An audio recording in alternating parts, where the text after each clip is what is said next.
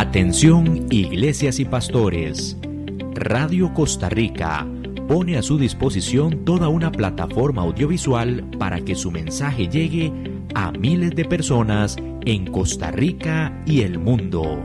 Sumamos radio, Facebook Live, nuestras propias aplicaciones, nuestro sitio web y nuestro canal en YouTube, además de toda nuestra experiencia en el concepto de evangelismo mediático, porque nos interesa unir esfuerzos para llevar un mensaje de fe y esperanza en estos momentos tan convulsos socialmente, donde las malas noticias nos afectan cada minuto. Su mensaje, nuestra experiencia y herramientas tecnológicas se unirán para llevar noticias de fe y esperanza. Anímese, ingrese al maravilloso mundo de la comunicación audiovisual con nosotros. Para mayor información, 8377-4416. Radio Costa Rica. Mucho más que una radio.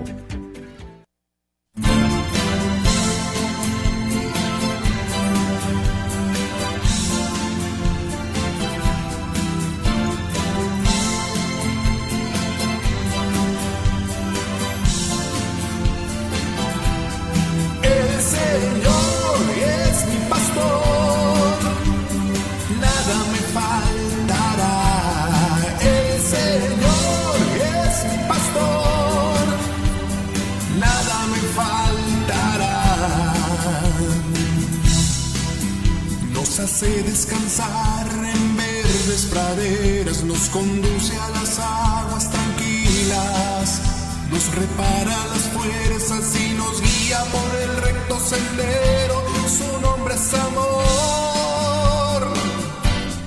El Señor es mi pastor, nada me faltará. Muy buenas tardes, hermanos. Bien, aquí estamos en otro programa de Tu Palabra es Verdad, un servidor suyo, Fernando Castro Esquivel.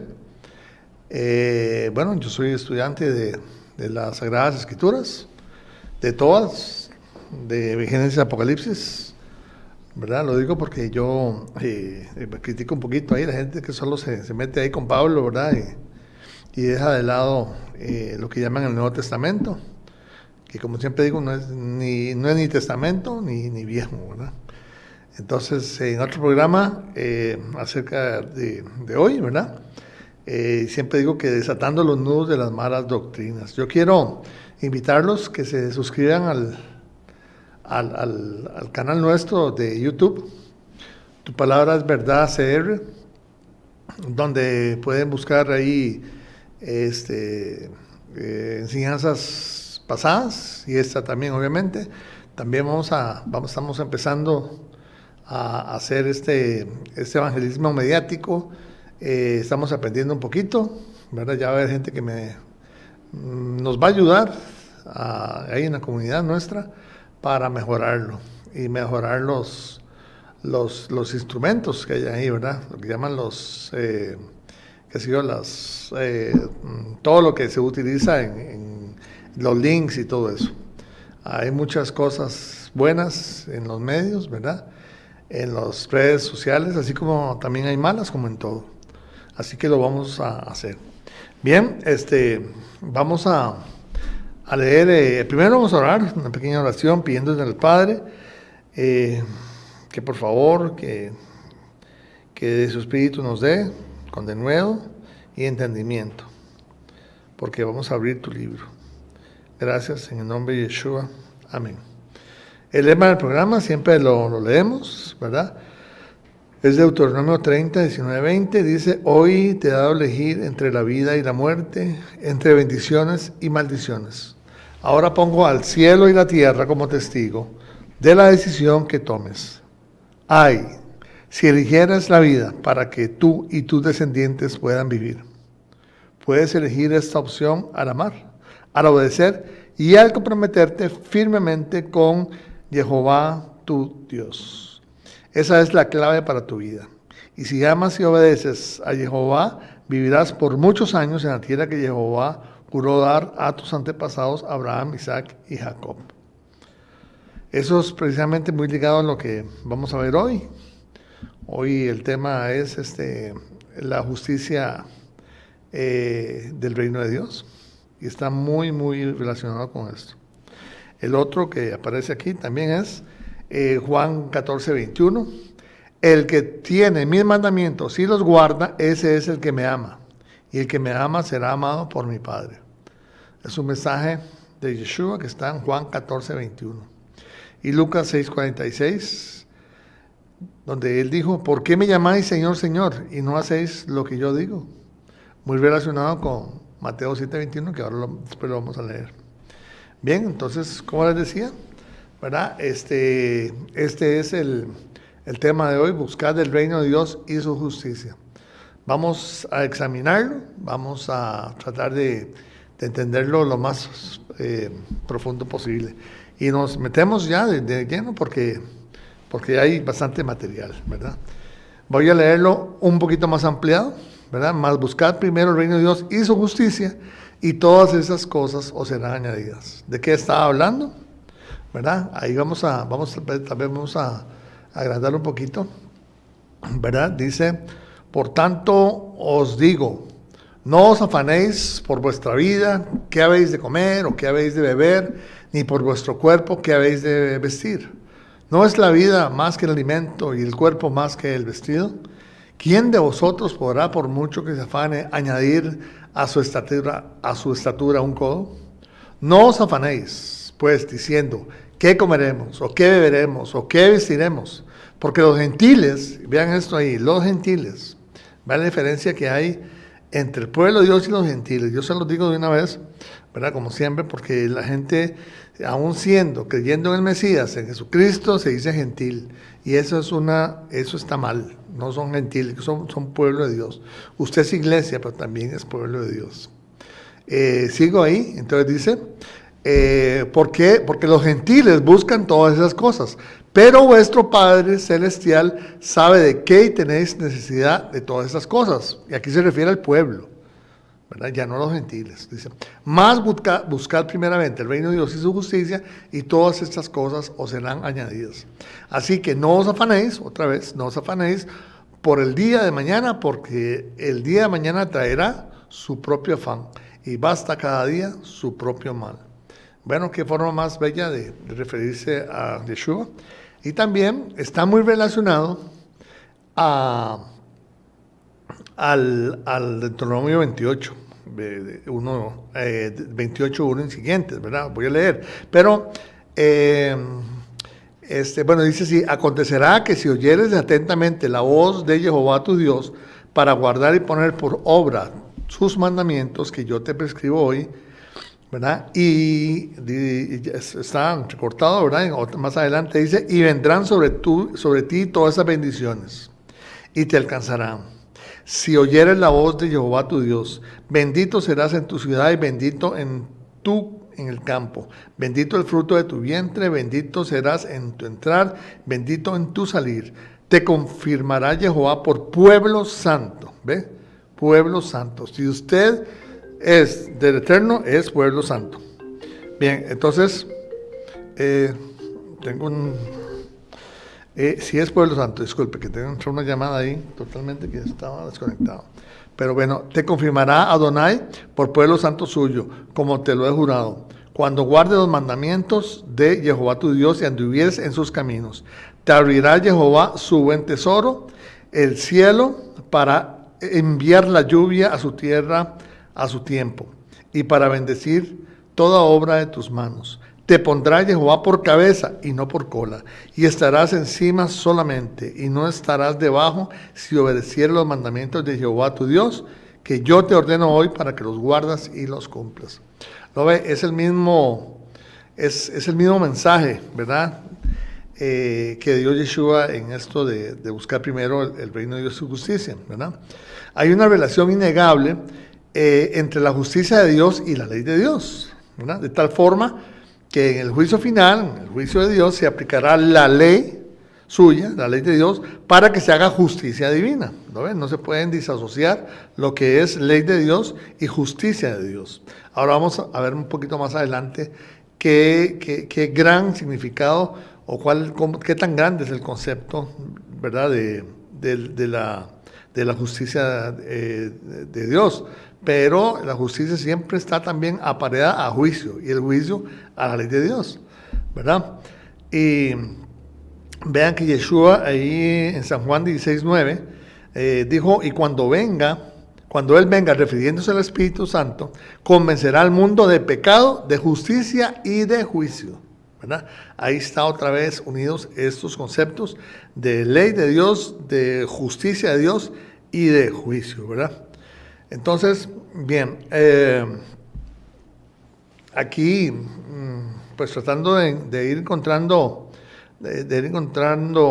el significado del versículo de hoy, acerca del reino de Dios y su justicia, dice que el mensaje central es que si entramos en una relación con Adonai, si le buscamos, oigan esto, seriamente, con una búsqueda sincera, intensa y total de Dios, no solo con la mente y actos externos, sino con la totalidad del ser interior, entraremos en una perfecta relación con Adonai y Él proveerá al que así se compromete. Esa es nuestra fe, ¿verdad? Y la fe, pues depende de cada uno. Esa es mi fe, mi creencia, ¿verdad? Y yo sé, es más, es un poquito más que fe. Yo sé que es así, lo he probado que es así, de esa forma, ¿verdad? Las Sagradas Escrituras hablan de cómo hacer esto de todo el corazón, ¿verdad? Cómo buscarlo, y es con todo el corazón. Dice, me buscarán, Jeremías 29:43, me buscarán y me encontrarán cuando me busquen de todo corazón. Aquí es importante, ¿qué es el corazón? ¿Qué es el corazón? El corazón es el centro de mando de nuestro interior. En hebreo se dice Lev, y Lev también está relacionado no solamente con las emociones, ¿verdad?, sino con la mente, con la inteligencia. Eso es a como se refiere la Biblia. Lo buscaremos con todo nuestro ser, con lo más profundo de nuestro ser. Deuteronomio 4:29 dice, pero desde allí buscarán a Jehová tu Dios, y lo hallarás si lo buscas con todo tu corazón y con toda tu alma. Otra vez, otro versículo confirmando eso. Salmo 119:2 dice, bienaventurados los que guardan sus testimonios y con todo el corazón le buscan. Obviamente que Yeshua tenía que hablar de buscarlo con todo el corazón, porque él mismo, recuerden que Juan 1 dice que él mismo, ¿verdad?, encarnó la palabra de Dios, el dabar. En griego dice logos, ¿verdad? Logos puede ser verbo, pero en ese sentido ahí se traduce mejor como la palabra, ¿verdad? El dabar. El dabar fue con lo que se creó el universo. Hágase la luz, sepárese las aguas y dejen descubierta la tierra. Crezca el césped. Entonces es la palabra lo que esa palabra poderosa del Eterno, lo que se convirtió en carne, ¿verdad? Quiero buscar un poquito aquí, otro mandamiento, otro enunciado, más bien. A Yeshua le preguntaron que cuál era el mandamiento más importante. Ahí está San Marcos 19, ¿verdad? Y él dijo, oye Israel, Jehová nuestro Dios, Jehová uno es, ¿verdad? Pero obviamente se estaba refiriendo a este versículo de Deuteronomio 6:4, ¿verdad? El cual desde ese entonces ya se tenía como el mandamiento más importante. También lo decía un sabio de entonces, el Hillel, ¿verdad?, que vivió 50 años antes de Yeshua, y ya lo habían entendido como el mandamiento más importante, y así lo tomó Yeshua. Y dice así: oye Israel, Jehová nuestro Dios, Jehová uno es. Y amarás a Jehová tu Dios de todo corazón, otra vez, y de toda tu alma, y con todas tus fuerzas. Y esas palabras que yo te mando hoy estarán sobre tu corazón, otra vez, ¿verdad? Y las repetirás a tus hijos y hablarás de ellas estando en casa y andando por el camino, y al acostarte y cuando te levantes. Y las atarás como señal en tu mano, y estarán como frontales entre tus ojos, y las escribirás en los postes de tu casa y en tus puertas. El mismo mensaje, ¿verdad? La misma intensidad con que debemos dedicarnos al servicio a Dios en nuestra vida diaria. Entonces, bueno, si nosotros nos preguntamos aquí, vamos desmenuzando el mensaje, ¿verdad? De buscar primeramente el reino de Dios y su justicia. Vamos entonces a ir desmenuzando un poquito, a ver qué es justicia. No, primero, ¿qué es buscar? ¿Verdad? La justicia. ¿Qué es la justicia? ¿Y qué es el reino? Entonces vamos a verlo un poquito, ¿verdad?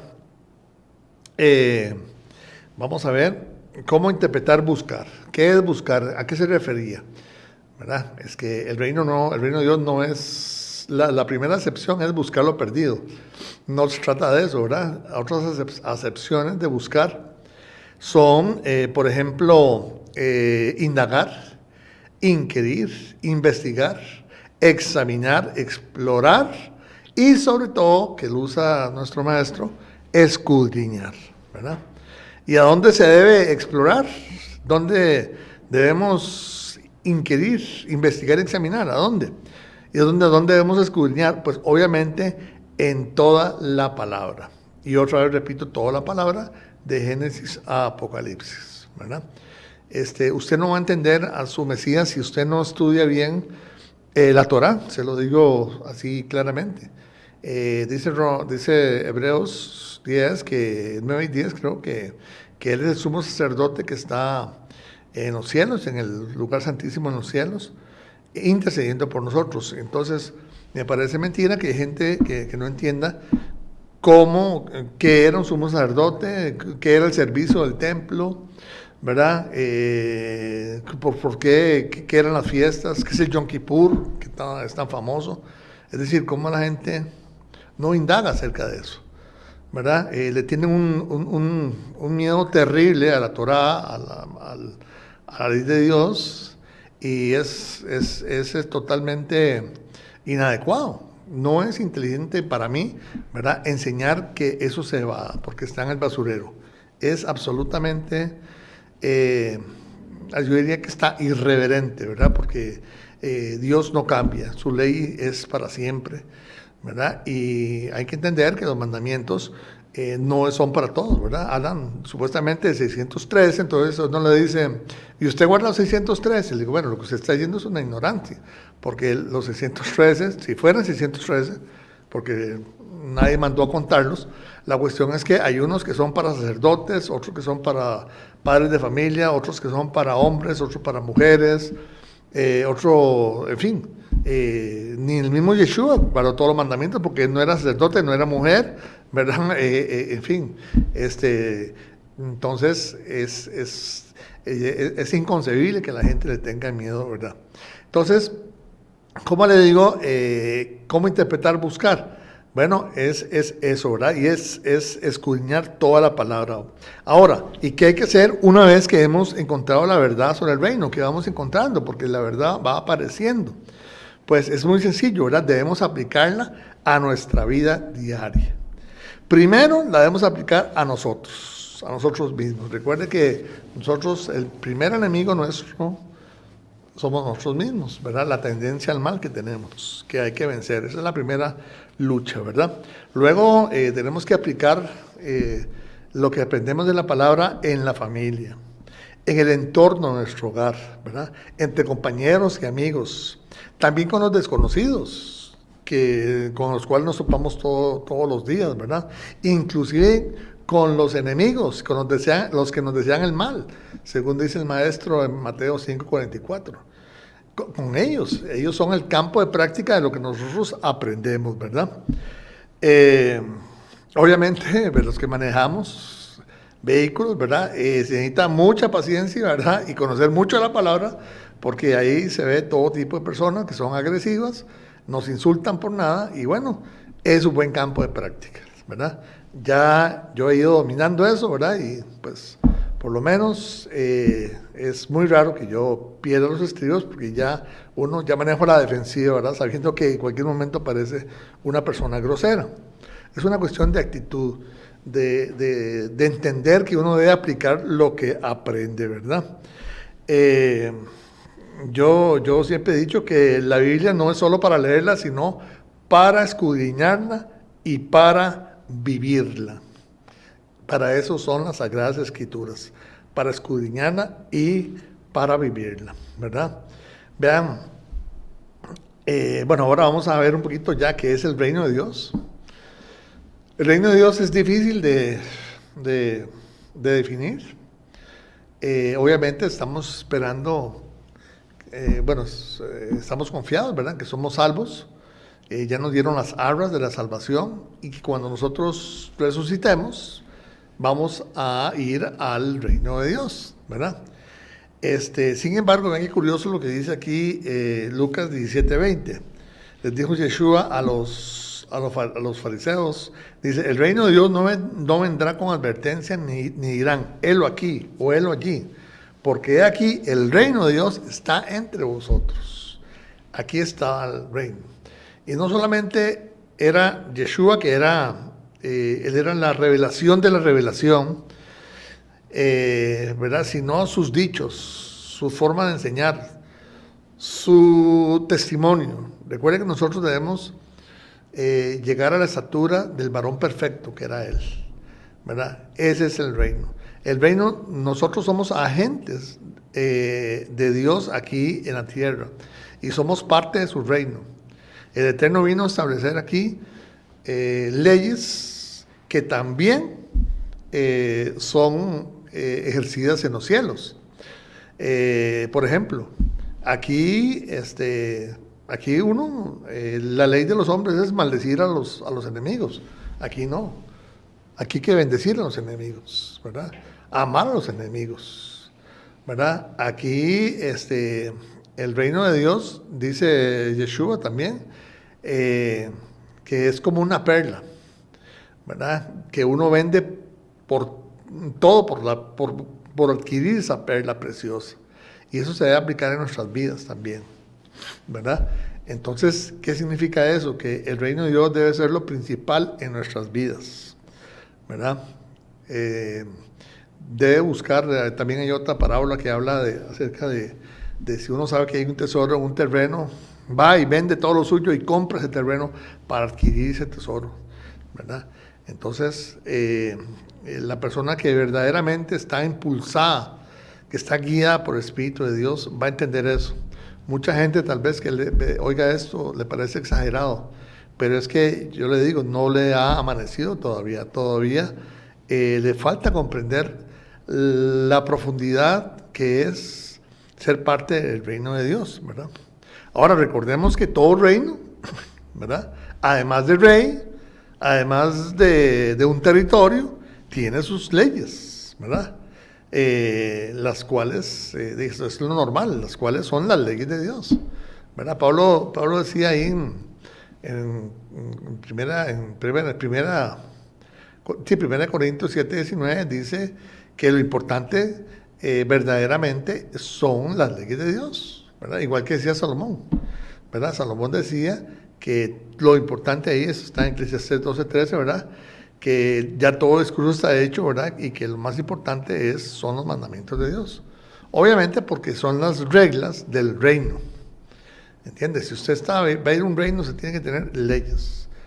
Y Dios las puso para que de una vez lo fuésemos conociendo y aplicarlas aquí, ¿verdad? Podríamos definir que el reino de Dios es el gobierno o señorío de Dios sobre todas las cosas, especialmente sobre las personas que le reconocen como rey. No es simplemente un lugar físico, sino una realidad espiritual y dinámica, ¿verdad? Nosotros, según se entiende la Biblia, nosotros pasaremos el milenio aquí en la tierra, ¿verdad? Esa es la interpretación para mí más lógica y la mejor interpretación acerca del milenio, donde lo pasaremos. Hay unos que dicen que, bueno, que iremos allá al cielo, ¿verdad? Pero la verdad es otra. Pero eso es otro tema. De todas formas, lo que quiero decir es que si es aquí en la tierra el milenio, pues también es físico, ¿verdad? Y será también una realidad espiritual y dinámica, como dice esta bendita afirmación, ¿verdad? Bueno, algo más yo quería decir acerca del reino de Dios, ¿verdad? No, es eso.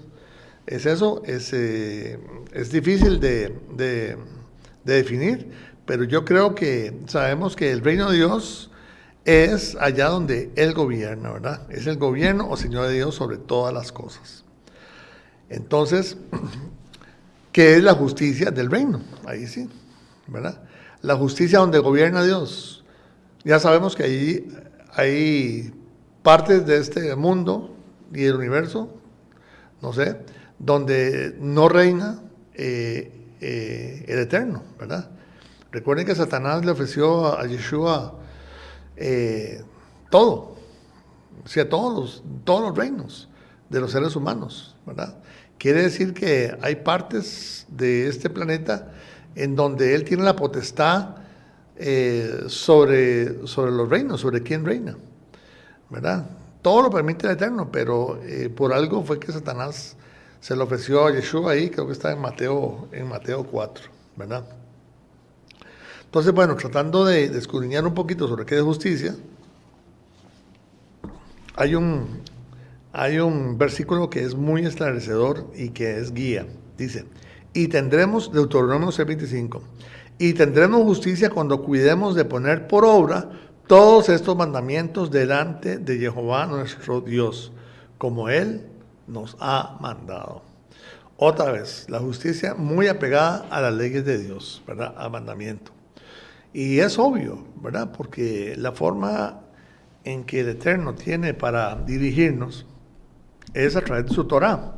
De hecho, Torah fue traducido como ley, pero no es ley, es instrucción, ¿verdad? Torot, que son instrucciones. Eso es, Él nos creó, Él sabe qué necesitamos, Él nos proporcionó todo lo necesario, ¿verdad? Y además nos guía, inclusive en la forma de comer, que mucha gente se reniega de eso, pero nada más les digo que lean Génesis 17 ahí, es donde ya se hace la diferencia entre alimentos puros e impuros, desde Noé, y Noé no era judío. Así que Noé es como 1000 años antes de los judíos, del pueblo de Israel. Entonces, vemos que la justicia está muy relacionada con esto de los mandamientos de Dios, ¿verdad?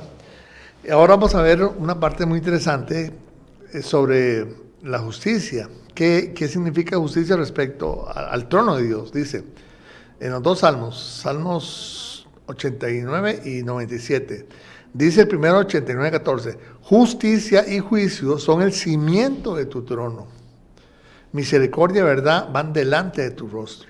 Por cierto, esto se cumple, eso lo cumplió Yeshua, si lo revisan ahí en Juan 1:16, ¿verdad?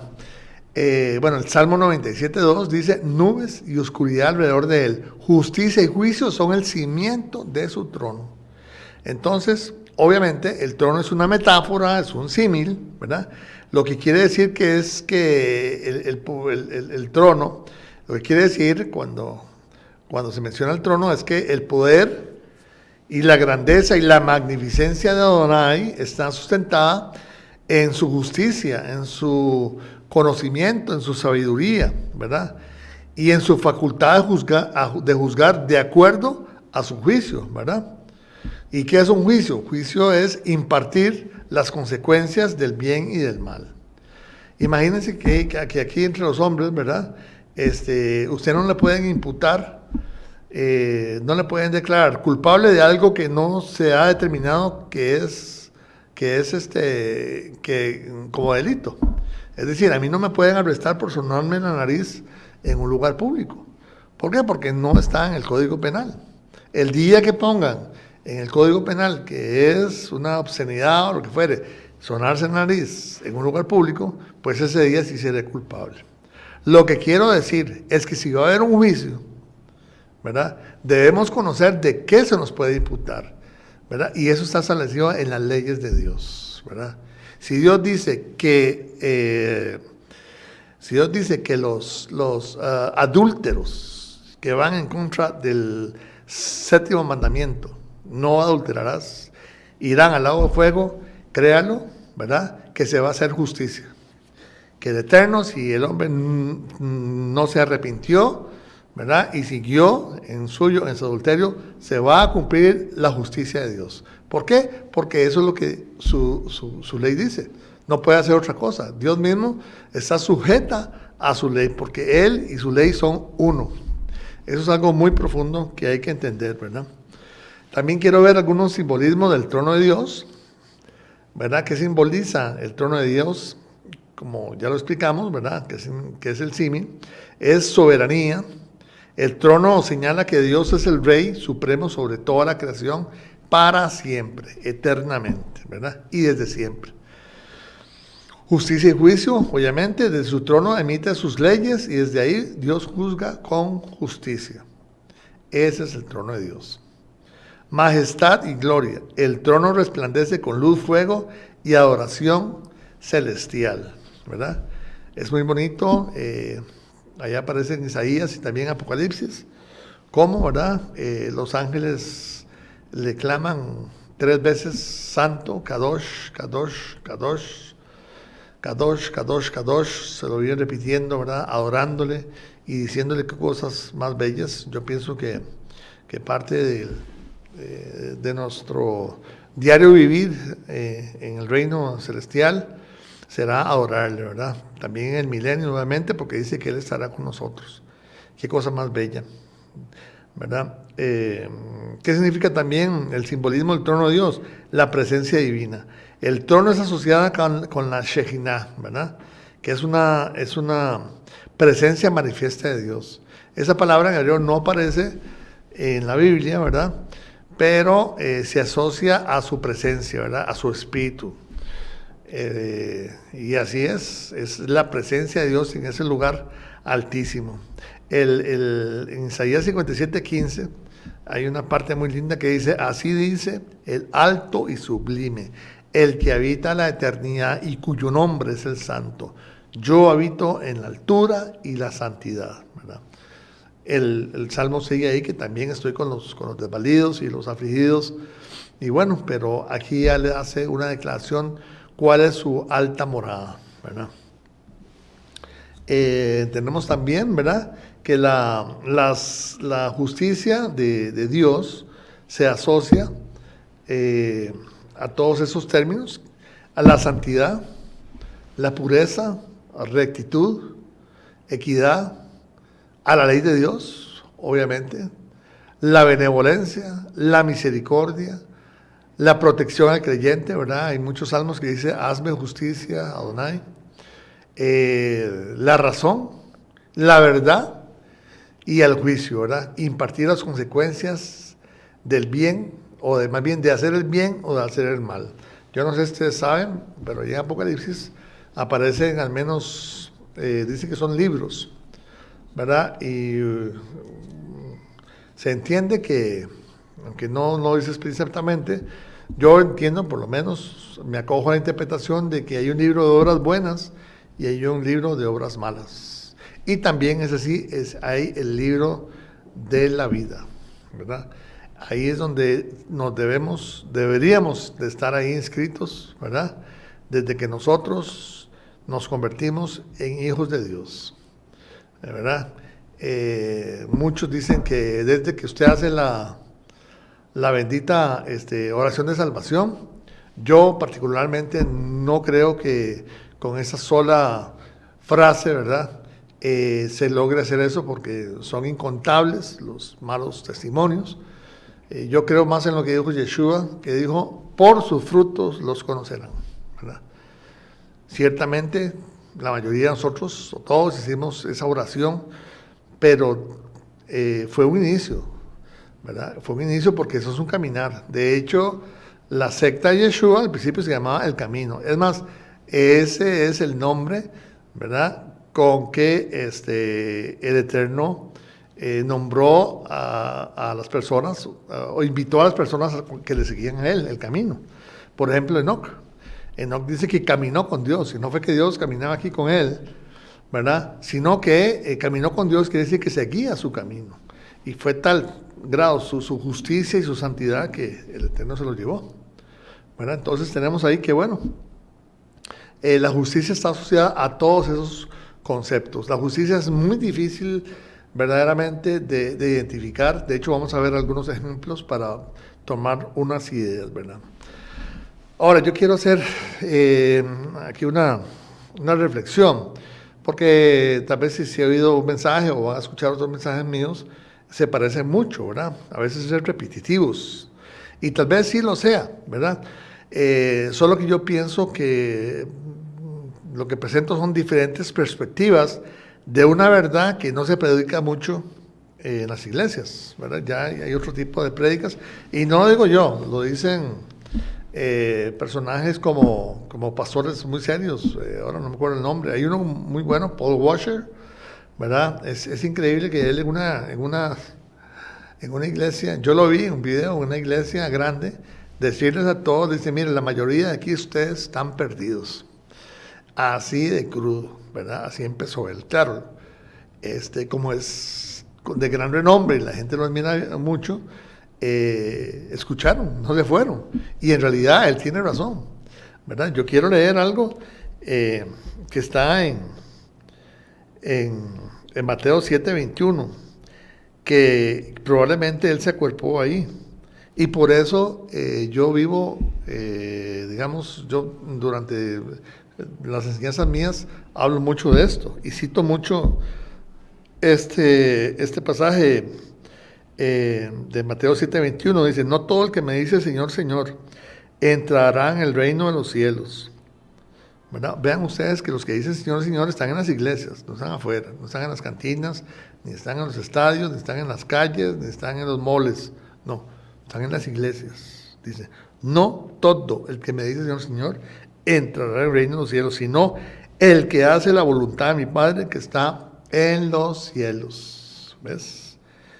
¿Qué es la voluntad? Bueno, dice, muchos me dirán aquel día, Señor, Señor, no profetizamos en tu nombre, y en tu nombre echamos fuera demonios, y en tu nombre hicimos muchos milagros.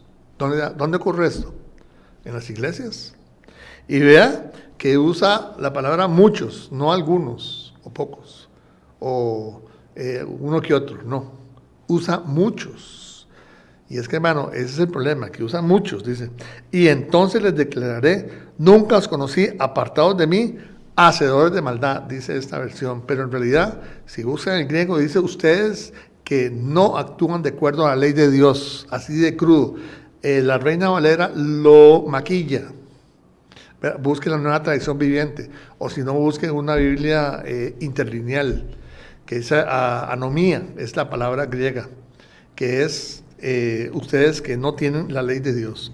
Pero bueno, así es esto, ¿verdad? Por eso es que el mensaje es repetitivo, ¿verdad? Y es que si tomamos esto como base, muchas personas en la iglesia están en peligro, ¿verdad? Porque están acostumbrados, se le da un pasto, ¿verdad? Un evangelio falso, un evangelio liviano, ¿verdad? Es una falsa, que promueve una falsa seguridad espiritual. A veces se les presenta verdaderamente, pero no lo ponen en práctica con ahínco y tenacidad, ¿verdad? El mismo Pablo decía que el que cree que esté firme, mira que no caiga. O sea, ¿qué más advertencia tenemos que dar? ¿Verdad? ¿Qué más advertencias tenemos que dar? Y me tomo yo en cuenta también, para intentar enderezar mi camino lo máximo que yo pueda, para intentar seguir el camino del varón perfecto, ¿verdad? El mayor problema de la iglesia no son los ateos, ni los laicos, ni los que están afuera. El mayor problema de la iglesia está adentro. Es más, ustedes se preguntan, o puede leer a dónde viene la apostasía. ¿Dónde está la apostasía? La apostasía no lo pueden cometer las personas externas a la iglesia. La apostasía solamente viene de adentro. Ese es el problema, ¿verdad? Entonces, los que no están avisados, ¿verdad? Los que son como las vírgenes insensatas, que no estudian, no entienden, no oyen. Si yo oigo, dices, es un charlatán. Bueno, puede ser, ¿verdad? Que sea un charlatán. Yo no lo creo porque trato de ajustarme siempre a la palabra de Dios. Pero bueno, todos esos que no a mí, y a otros le dicen charlatanes y que no es necesario porque salvo siempre salvo, ¿verdad? Y que no, yo quiero ser próspero, y como soy próspero, entonces quiere decir que lo que me dicen es verdad. ¿Quién es el dueño de lo material en este mundo? ¿Quién es? ¿Verdad? Entonces, esa es otra, ¿verdad? Esa bendita doctrina de la prosperidad. Yo diría que hay que evangelizar nuevamente y de una forma correcta, así de crudo, ¿verdad? ¿Por qué? Porque hay que reeducarlos, ¿verdad? Para que se vuelvan evangelistas verdaderos, que prediquen y practiquen el arrepentimiento y el apego al Eterno, ¿verdad? Que busquen la justicia de Dios. Todos esos conceptos que hemos visto ahora, eso es lo que tiene que aplicarse y entenderse. Y es poco a poco, pero hay que comenzar a caminar con convicción de que uno está haciendo esto, ¿verdad? Actualmente yo puedo decir que se confunde, ¿verdad? La emoción con la conversión, ¿verdad? La gente se siente muy bien ahí en las iglesias y, ¿verdad? Creen que las bancas le van a salvar, ¿verdad? Y que con ir todos los domingos ya son salvos, pero no, ¿verdad? Confunden esa asistencia a las iglesias con la salvación, y eso no es salvación. Y muchos son moralistas y no saben la verdadera santidad. La santidad está definida en la Biblia, y está definido, creo que en Apocalipsis 12:17 y 14:12, dice: santos son los que guardan mandamientos y tienen la fe de Yeshua, o el testimonio de Yeshua. Punto. Eso es lo que dice la palabra de Dios. Punto. Cualquiera puede venir a definir qué es santidad, pero ahí está. Y en medio de esas definiciones están los mandamientos. Si me aman, guarden mis mandamientos, decía Yeshua. ¿Ok? Bien. Definitivamente nosotros somos testigos y puede verlo, ¿verdad? Que no hay muchos regenerados. Perdón, no, hay muchos que no son regenerados porque no tienen al Ruach, al Espíritu de Dios en ellos. Y dice la palabra que los que son guiados por el Espíritu, esos son los hijos de Dios, que está en Romanos 8:14. Los que son guiados por el Espíritu, ¿verdad? Y el Espíritu va contra la carne. ¿Cómo es posible que ahora, imagínense que en lugar de invocar al Espíritu Santo que venga por las personas, ¿verdad? Que se predique la palabra con denuedo, para los jóvenes, ¿verdad? Se ponga todo a luz baja para que parezca una discoteca y música tipo de discoteca? Hermanos, estamos mal. Estamos muy, muy requete mal. Porque hemos traído el mundo a la iglesia, cuando era lo contrario. Debemos haber llevado la iglesia de Yeshua al mundo. Y está totalmente eso al contrario, ¿verdad? Son técnicas de persuasión que se usan en vez de confiar en el Espíritu de Dios y en la oración. Eso es lo que verdaderamente va a convertir, ¿verdad? Buscar el reino de Dios no es hacer una oración de salvación. Disculpe, pero no es. Ni unirse a una iglesia. No es sentarse en una banca los domingos, como decía esto, ¿verdad? O en Shabbat. No es saber orar en público, eso no. Lo que salva es la relación del creyente con su Mesías y su mensaje, ¿verdad? ¿Cuál fue el primer mensaje que dijo Yeshua? Ahí está en Mateo 4. Arrepiéntase que el reino de Dios se ha acercado, ¿verdad? Entonces el convertido verdadero se transforma en otra persona, pasa de gusano a mariposa. El pecado que le gustaba ya tiene aversión, no lo quiere, le da miedo volver. Por eso la Biblia advierte alejarse de la tentación, ¿verdad? Y vean ustedes esto que dice aquí, Yeshua no dijo: el que me acepte verá el reino, ¿verdad? Criticando la oración de salvación así, que se da por un hecho que ya el hombre es salvo, o la persona es salva. Dice, sino, él dijo, el que no nace de nuevo no puede ver el reino de Dios. En realidad, una buena oración para la salvación de la persona es invitarlo y a que se comprometa, ¿verdad?, a caminar de acuerdo a las Sagradas Escrituras y de acuerdo al varón perfecto. Si está dispuesto a renunciar a su pecado y que conozca el pecado, porque hermanos, el que al inicio el que llega por primera vez en la iglesia no sabe lo que es pecado. Es más, no lo sabe la gente. Es más, le hago una pregunta. ¿Usted conoce los 10 mandamientos de memoria? Yo estoy seguro que la mayoría no los conoce, los 10 mandamientos de memoria, porque no se estudian, porque ahí medio está el Shabbat. Entonces, no, como ahí está el Shabbat, no lo vamos a estudiar. Pero hermanos, es la única parte de la Biblia que no fue inspirada. Es la única parte que fue escrita con el dedo de Adonai. Él las escribió, una vez las pronunció y 2 veces las dijo. Entonces, en la oración de salvación debe invitar a las personas a comenzar a caminar, ¿verdad? A caminar, a apegarse, y obviamente, ¿verdad?, cuando cae el Espíritu Santo uno sabe, y esa persona cuando recibe el Espíritu Santo, cuando tiene esa experiencia, verdaderamente no va a cambiar, comenzará a dar frutos. Entonces, que sea esto una crítica constructiva, ¿verdad?, a todos aquellos que dicen que ya hizo la oración de salvación, ¿verdad?, que le dicen, ¿se arrepiente de su pecado? Sí, bueno, vuelva a pecar. ¿Por qué? Porque le dicen que no hay ley. Y si no hay ley, es válido todo. Salvo, siempre salvo. Eso es fatal, ¿verdad? La verdadera conversión es una obra profunda, duradera y radical. Verdaderamente radical. Esa es la palabra más importante ahí. Es un cambio radical, como digo, de gusano a mariposa. ¿Qué ejemplo más lindo dejó el Padre ahí en los ¿cómo se llama? En la naturaleza, ¿verdad? Bien, yo les dije que íbamos a ver algunos ejemplos de actos de justicia del reino, de personas. Está la viuda pobre, el buen samaritano, el hijo pródigo, los padres de Juan el Bautista, Cornelio, y me puso ahí uno, Zacarías. Zaqueo, ¿verdad? Aquí yo quiero hacer otro comentario, ¿verdad? Aprender la justicia, porque muchos, es parte de ese discurso liviano, ¿verdad?, que muchos se escudan y dicen, no, que hoy lo oí, por cierto, que dice que no, es que no, el mandamiento, él dijo que el primer mandamiento es amar a Dios sobre todas las cosas, ¿verdad?, y al prójimo como a ti mismo, y ya con eso. Es decir, el que cree eso, el que predica eso, le está haciendo un mal a la persona, porque no lo deja profundizar, digamos, en la palabra eterna, que ahí están los atributos de Dios. Ahí está la profecía del Mesías. Ahí está el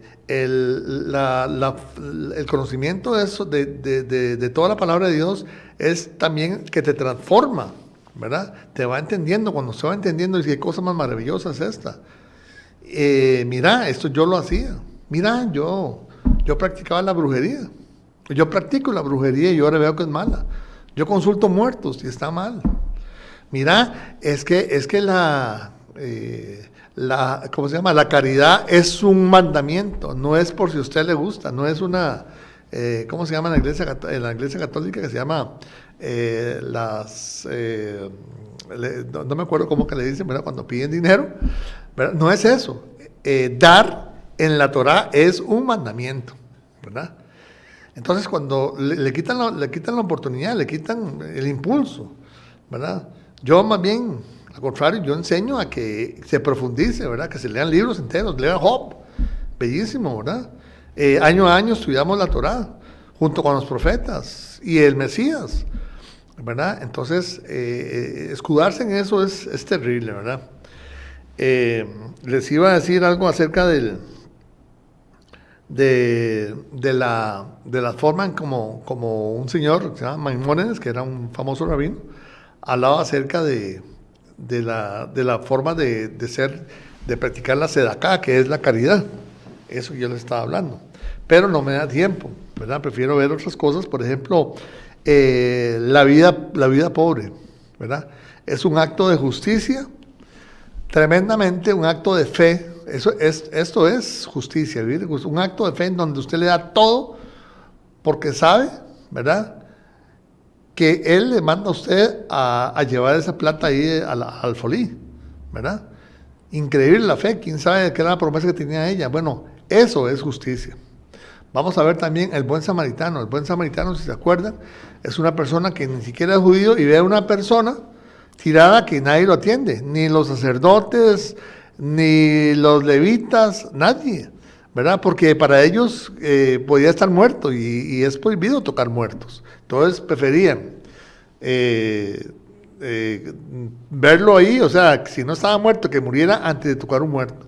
Pero el buen samaritano, que también los samaritanos conocían algo de la ley, prefirió ir a atender y verificar si estaba vivo o no. Eso es justicia de Dios.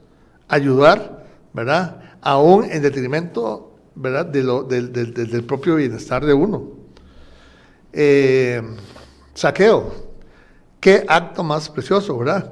Cuando apenas Yeshua le dice, voy a ir esta noche, ¿verdad?, a tu casa, ¿verdad?, y esta noche te va a visitar, el Espíritu de Dios, no me acuerdo cómo que dice, y él, ¿verdad?, cuando llega Yeshua, no solamente reconoce que ha robado, sino que va a dar 4 veces más lo que ha robado. Ese es un cambio radical. Ahí Saqueo pasó de gusano a mariposa. Qué gran ejemplo. El hijo pródigo, famoso por darse cuenta, ¿verdad?, por arrepentirse y darse cuenta del amor que tiene su padre. Y cómo llegó él a su casa y el padre más bien fue el que salió por él, ¿verdad? Le dio un anillo y lo mandó a hacer una fiesta, ¿verdad? Porque estaba alegre, porque un hijo que estaba muerto ha revivido. El hijo pródigo obviamente representa una parte importante de la justicia. El romano Cornelio dice que era una persona justa. Imagínense que él ni siquiera conocía a Yeshua. Él no lo conocía, él conocía nada más la Torá. Entonces dicen que la Torá, que es de muerte, están locos lo que dice eso. Si el mismo Cornelio fue transformado, fue tan transformado que el mismo Eterno le mandó un ángel, ¿verdad? Y por él mandó sueños a Pedro para que lo visitara.